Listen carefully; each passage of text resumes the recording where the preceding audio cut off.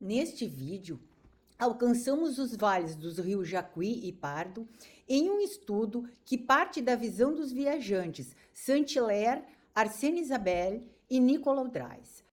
A paisagem dos rios Jacuí e Pardo foi analisada em seus aspectos positivos, porém, a ação humana também manifesta seu lado predatório em relação à natureza.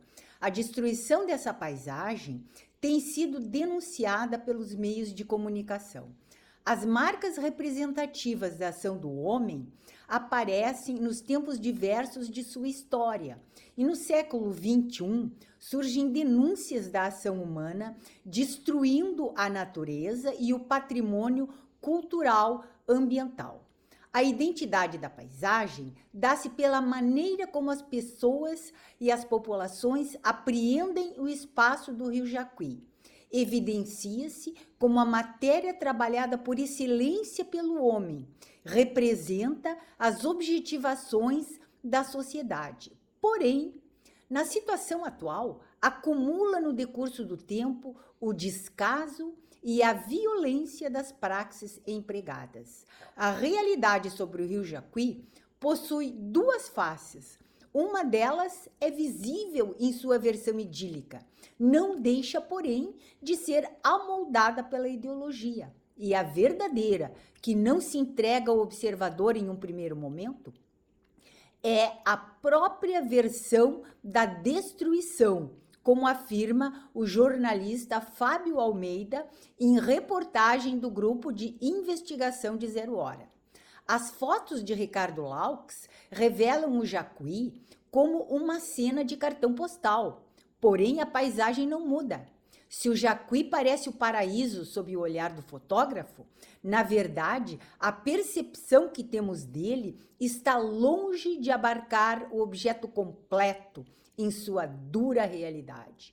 O que enxergamos através das imagens de cartão postal é apenas aparência. Milton Santos cita Hegel, afirmando que a verdadeira verdade não é uma moeda que pode ser dada e embolsada. Em 4 de janeiro de 2013, o repórter Fábio Almeida revela que a retirada de areia do rio Jacuí destrói a paisagem. Em 24 de abril de 2018, ele escreve que as regras de investigação foram amainadas, houve falhas, e o resultado foi a degradação, o desmoronamento das margens e queda de árvores. Almeida denuncia novamente a destruição da paisagem do rio Jacuí, afirmando que a Fundação Estadual de Proteção Ambiental Henrique Luiz Rossler, ao publicar a Portaria 9, de 26 de abril de 2018, definindo condições a serem atendidas para a extração de areia, ao contrário de proteção, elimina a regra anterior, ou seja, a Portaria 93, de 10 de agosto de 2015, definia a profundidade de 10 metros como máxima permitida para a extração de areia do rio Jacuí. Os canos de sucção, medindo além desse limite, não eram permitidos. Com a nova regra, as medições são eliminadas. Os barcos deixam de ser fiscalizados. Esses dados sequer passam a constar nas licenças de operações. É possível que a postura da FEPAM seja uma dissimulação da realidade, apresentando-se de forma ideológica, dissimulando o real, tentando impor um significado no momento crucial da objetivação da totalidade. A Portaria 9, de 26 de abril de 2018, exige apenas o limite de 1 metro de areia acima do bedrock para a sua retirada. O bedrock é a superfície rochosa do fundo do rio. No Jacuí é um arenito rochoso que, ao ser raspado, se desmancha. É o que fazem os mineradores quando retiram areia além do limite, batem no fundo do rio. A paisagem do rio Jacuí, ou o próprio rio, em seus diversos componentes, transforma-se em mercadoria. cujo único objetivo é o lucro, em mãos de poucos. Acompanhando o fio do raciocínio de Milton Santos em Pensando o Espaço do Homem, quando cita Baudrillard, afirmamos que a semantização do rio Jacuí lhe confere um envoltório artificial, um significado equívoco. A paisagem não é o que enxergamos, deixa de ser o cartão postal e se transforma em uma mentira funcional. Baudrillard escreve: a semantização é o ato ou efeito de definir ou dar significado a uma palavra. O filósofo afirma que vivemos em um tempo de semantização, vivemos um tempo de falsificação e disfarce. Um tempo de mudança no significado das palavras, dos enunciados e discursos. Evidencia-se a paisagem cultural do rio Jacuí como uma paisagem problema, que esconde o disfarce e a falsificação. Como não existe fiscalização, não há como flagrar as irregularidades durante a extração de areia. Fábio Almeida, em 17 de março de 2014, no jornal Zero Hora, afirma que, pela norma de agosto de 2015, não se mede mais as lanças de sucção dos navios dragas de extração de areia. Portanto, agora, os barcos não são mais abordados para esta medição. Exige-se apenas o limite de 1 metro do bedrock. O pior é que nem os mineradores sabem se estão respeitando o limite. Sabe-se, entretanto, que esses retiram toda a areia possível e só param quando batem no fundo do rio, segundo a Zero Hora, de 17 de março de 2014. Mesmo assim, é comum o uso de maraca, que é uma broca para furar a laje, quando atingem este limite, após a retirada de toda a areia. Quando então trocam a draga de lugar. Empresas são contratadas para fazer o rastreamento via GPS das dragas em atuação. Estas, que são equipadas de extração mineral, só podem extrair areia em determinadas áreas, conforme a licença de operação expedida pela FEPAM. Para garantir que não ocorram extrações ilegais, o órgão ambiental providencia um sistema de cercamento eletrônico e rastreamento das dragas. Qualquer extração ilegal, teoricamente, seria identificada por meio digital e seriam exigidas medidas corretas. Ironicamente, a FEPAM não é alertada sobre a permanência das dragas nos locais proibidos, ou retirando areia das margens, segundo o jornal Zero Hora, publicado em 17 de março de 2014. A legislação também proíbe a extração com as embarcações em movimento e junto às margens a menos de 50 metros destas. O monitoramento é feito com GPS e sensores nos barcos. Na verdade, se existem boas intenções, estas permanecem em um plano utópico. Mineradores que não desejam correr risco de ser identificados afirmam que isto também é burlado.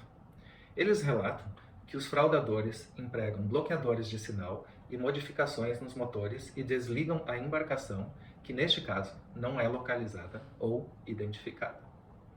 Ana Pellini, ex-secretária do Ambiente e Desenvolvimento Sustentável do Rio Grande do Sul, que também preside a fundação, afirma que, para liberar a extração no rio Jacuí, a FEPAM exige laudos de batimetria e sondagens, segundo o jornal Zero Hora, em 25 de abril de 2018.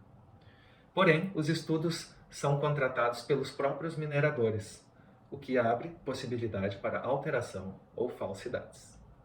É como advogar em causa própria. Desta forma, a fiscalização não aborda as embarcações para medir as lanças.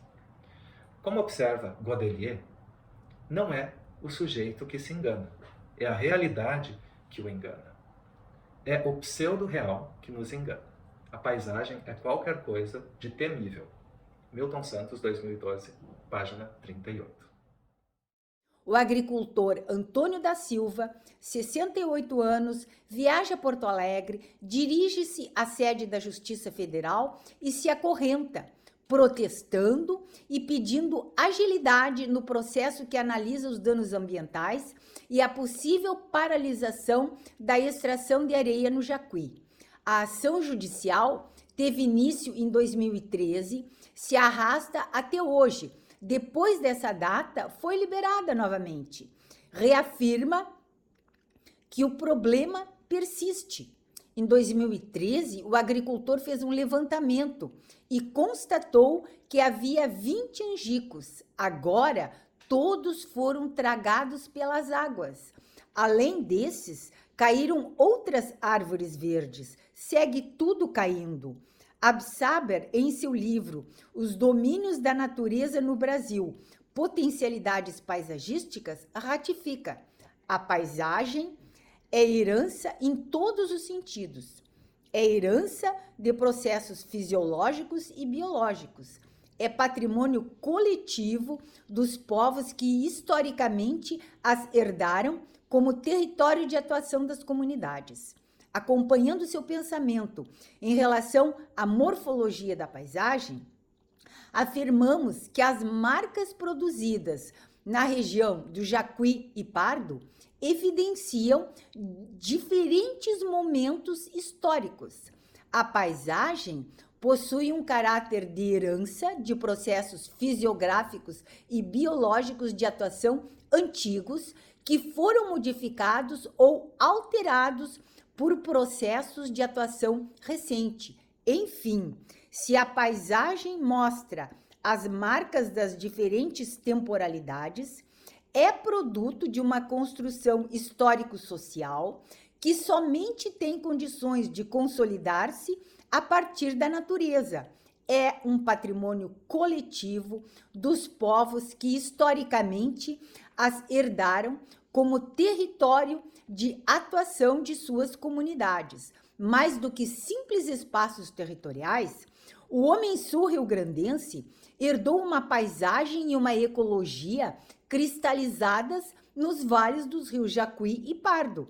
Desta forma, todos somos responsáveis, desde os altos escalões do Estado e da FEPAM, até o mais simples cidadão que observa os acontecimentos e se omite, desde os mineradores de areia até os juízes que protelam ações.